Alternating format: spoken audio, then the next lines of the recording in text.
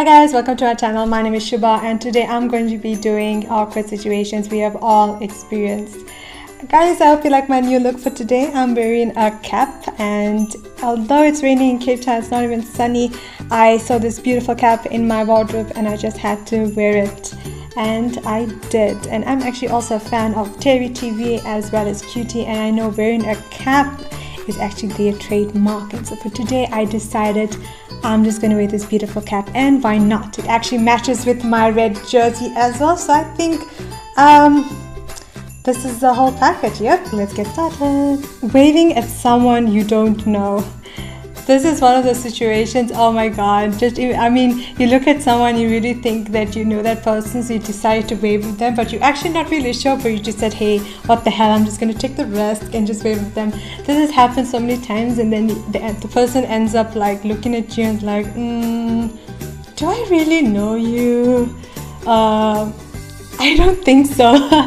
Trailing toilet papers, you leave the toilet. My god, I feel so sorry for that grandpa over there. This has happened, but it hasn't been that long, okay? Check that person. Oh my god, check that person in the mirror. He's literally taking a photo of it. That is wrong, okay? That is so wrong.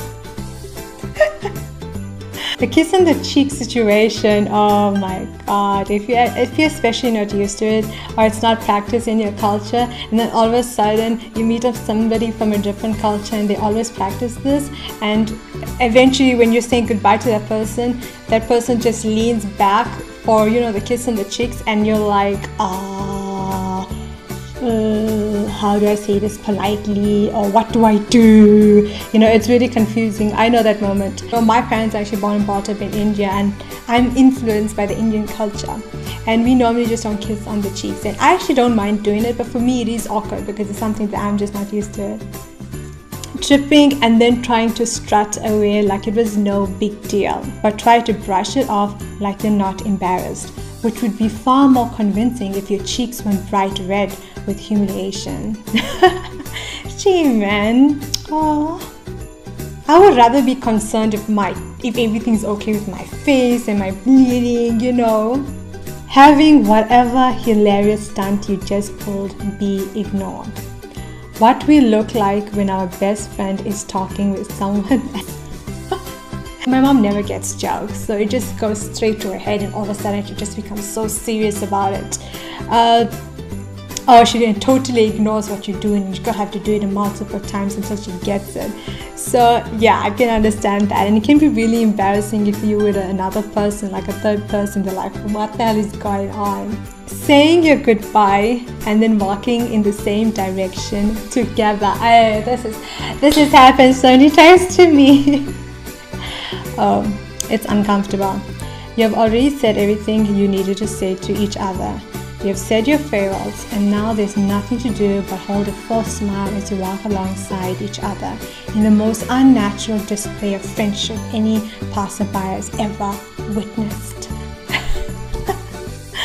Oh my god. Okay, I don't know. Is this embarrassing or not? I think like if you meet up a stranger, yes, it is obviously awkward, but pretty much anything is awkward when you're with a stranger. But if you've been friends for such a long time, then you can just brush it off and just, you know, move on.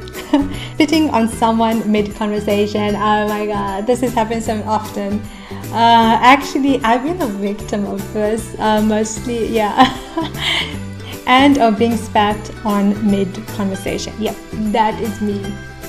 Australian comedian Carl Barron said it best when he described how ridiculous it is that you can have someone else's spit on your face and still be worried about hurting their feelings or wiping away in front of them. So instead, you just stand there like an idiot while both you and the spitter are well aware of the blob of their saliva resting on your nose. Stepping into an elevator and having to stay facing everyone because it's too crowded to turn around. I know this feeling totally, especially when I was in India. If you go to the Indian malls, the elevators are always crowded, and it's really worse if you're like in the middle and you just don't know which direction you should stand at. Either way, you're going to be staring at someone awkwardly, most probably.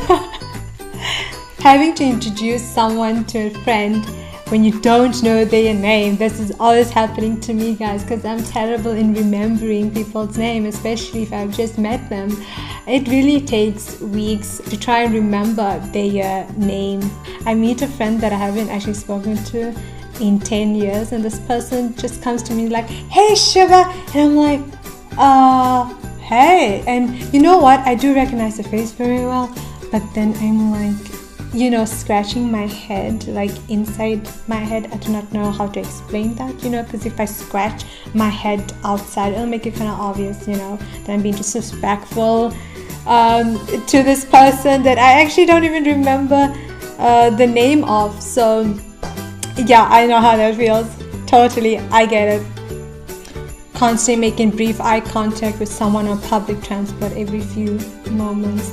I totally know how this feels because this often happens to me. But I've gotten so used to it that literally if somebody stares at me, I often literally just look back at them, right, and stare right back in their eyes and just kindly smile back and say hi. And I feel that literally breaks the ice. Okay guys, we have come to the end of my video. If you did like this video, then please do give it a thumbs up. That will help me so much. I'm just going to end it off right over here, and I will see you in the next video. Bye for now, and see you guys later.